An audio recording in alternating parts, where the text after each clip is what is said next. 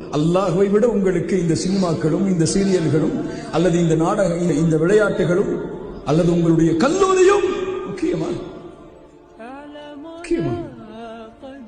சுப்ஹானல்லாஹ். அதாவுஸ்ஸலா, தொழுகையை பாழாக்குவார்கள், தொழுகையை அதனுடைய நேரத்தில் தொழமாட்டார்கள்.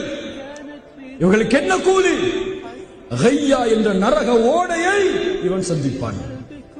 தொழுகையை நேரம் தவறி தொழுபவர்களே நாளை மறுமையில் நரக வேதனையில் உச்சியில் இருப்பார்கள் என்றால் தொழுகையை தவறவிடுபவர்கள்.